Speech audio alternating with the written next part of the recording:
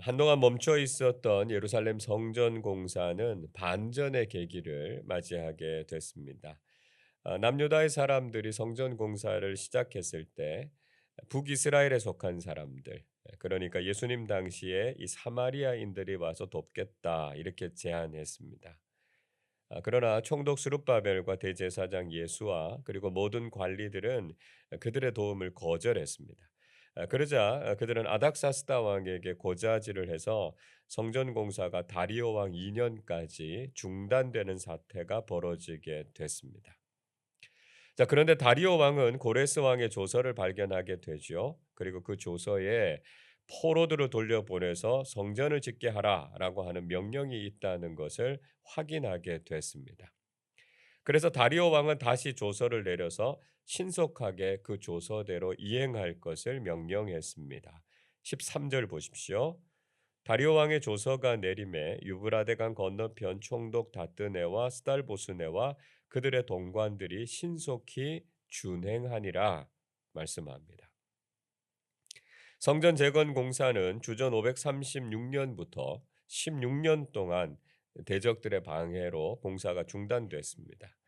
그리고 주전 520년에 선지자 학계와 스가랴의 동료로 공사가 재개됐습니다. 이 원래 다뜨네와 스달보스네는 에스라 5장에서 귀환한 유다인들이 성전을 건축할 때 도대체 누구의 명령으로 이 일을 했느냐 이렇게 질문했던 사람들이었습니다. 당시에 이 페르시아 제국은 인도에서부터 구스에 이르기까지 영토를 127개의 도로 나누어서 다스렸고요. 각 지역에는 지방 총독들이 있었습니다. 그때 이 유다 지역을 관할한 총독이 바로 이 스룹바벨이라는 사람이었죠. 그리고 그 위에는 20개의 총독 관구가 있었는데요. 이 다뜨네라고 하는 사람이 이 20개의 총독 관구 중에서 유프라테스강 서쪽을 다스렸던 총독이었습니다. 그러니까 다뜨네가 스룹바벨보다는 훨씬 지위가 높았습니다. 그래서 스룹바벨이 성전을 건축하려고 해도 다뜨네가 문제를 삼으면 성전을 지을 수가 없었던 것이죠. 이 다뜨네와 그 일행들은 예루살렘 성전 건축에 대한 분명한 근거를 찾지 못했기 때문에 성전 건축을 중단시킬 수밖에 없었습니다. 그런데 다리오 왕이 조서를 내리자 유프라테스강 건너편의 총독이었던 이 다뜨네와 또 스달보스네 또 그들의 동료들이 그 조서대로 그 일을 시행하게 됐다라고 하는 사실을 오늘 본문이 이야기하고 있습니다. 자, 방해가 사라지고 왕의 조서까지 내리게 되니까요. 성전을 건축하는 일이 아주 순조롭게 진행이 됩니다. 14절과 15절 말씀 우리 한 번 더 읽어보겠습니다. 유다 사람의 장로들이 선지자 학계와 이또의 손자 스가랴의 권면을 따랐으므로 성전 건축하는 일이 형통한지라. 이스라엘 하나님의 명령과 바사왕 고레스와 다리오와 아닥사스다의 조서를 따라 성전을 건축하며 일을 끝내되 다리오 왕 제6년 아달월 3일에 성전 일을 끝내니라. 자, 성전을 건축하는 일에 있어서는 선지자 학계와 스가랴 인도가 있었다고 말씀하죠. 자, 그리고 이제는 성전을 건축하는 일이 형통하게 진행됐다. 이렇게 말씀하고 있습니다. 페르시아 왕들의 조서에 따라서 성전 건축의 역사가 끝이 났고요. 다리오 왕 제6년, 즉 주전 516년에 비로소 성전은 완공이 됐습니다.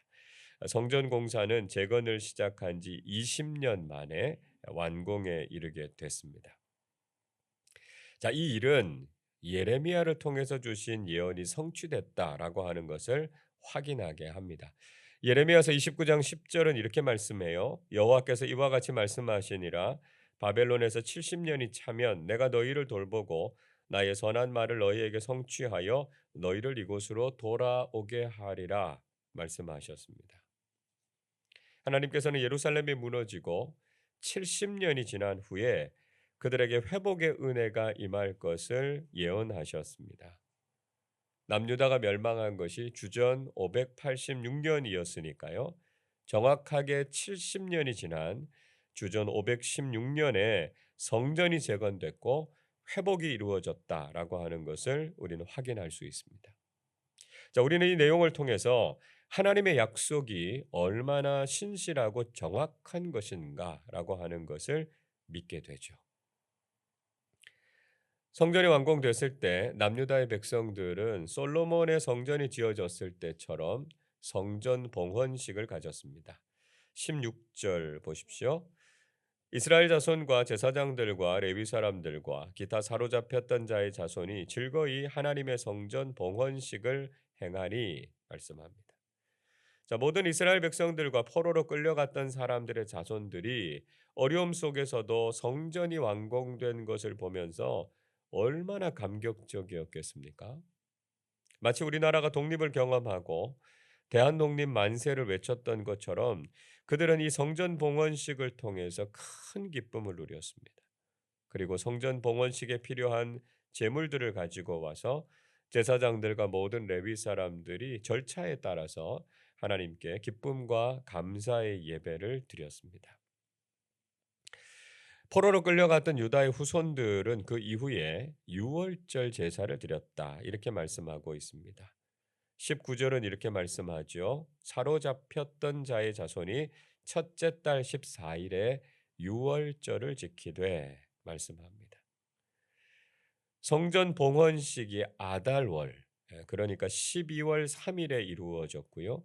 유월절은 정월 1월 10일, 그러니까 5주가 지난 후에 드려지게 됐습니다.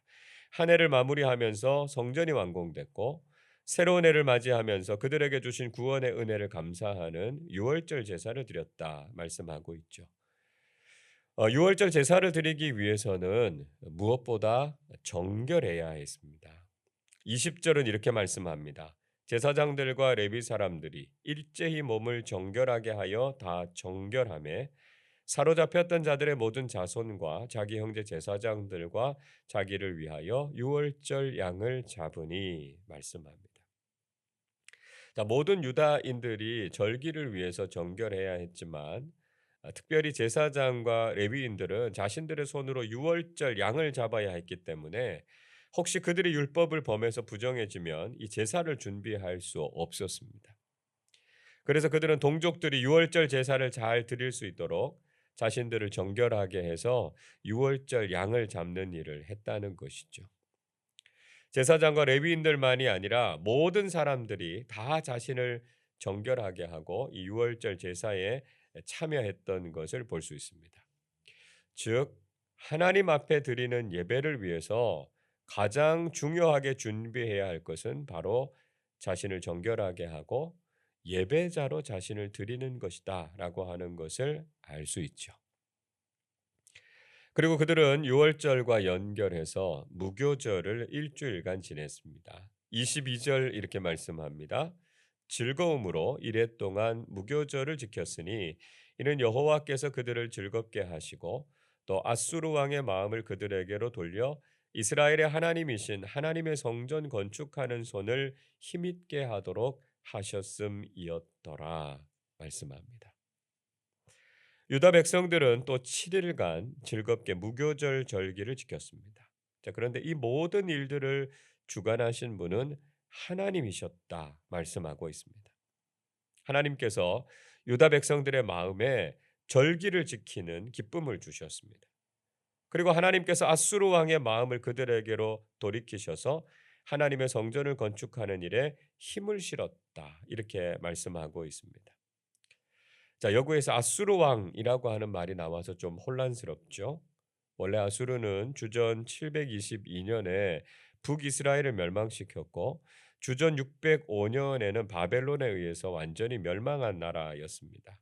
자, 그러니까 여기에서 말하는 아수르는 역사에 나오는 아수르 제국을 가리키는 것은 아닙니다. 자, 여기에서 아수르라고 하는 의미는요. 아수르의 정통성을 이어받은 바벨론 제국 또는 페르시아 제국으로 확장해서 이해할 수 있습니다.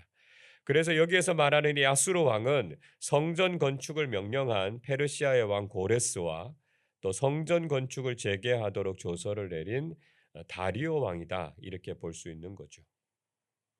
자, 결국 하나님께서 모든 것을 주관하셨고 하나님께서 그들의 마음에 기쁨을 주셨다라고 하는 것을 말씀하고 있습니다. 여러분, 우리는 힘겨운 상황 속에서도 기쁨과 즐거움을 주시는 하나님을 기대할 수 있어야 하겠습니다.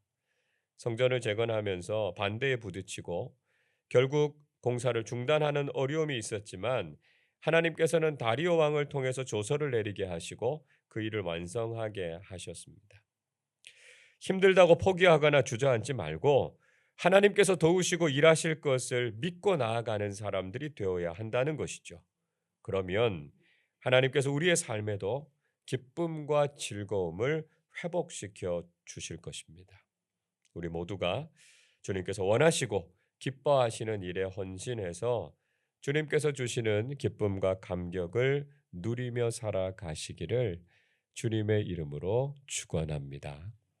기도하겠습니다. 사랑과 은혜가 풍성하신 하나님 아버지, 힘겨운 현실 속에서도 하나님께서 우리의 삶에 기쁨과 평안을 주심을 감사드립니다. 반대에 부딪혀서 성전 공사를 중단해야 하는 아픔이 있었지만 하나님께서 다리오 왕을 움직이셔서 성전 재건을 완성하게 하신 것처럼 저희들도 현실의 어려움을 딛고 하나님께서 보여주신 비전을 향해 믿음으로 나아가게 해 주옵소서. 결국 하나님께서 주실 기쁨과 즐거움을 기대하면서 오늘의 고난을 믿음으로 잘 이겨내는 사람들 되게 해 주옵소서. 일교차가 큰 날씨 가운데 우리 교우들의 건강을 지켜주시고 믿음으로 더욱 견고한 삶을 살아가게 해 주옵소서.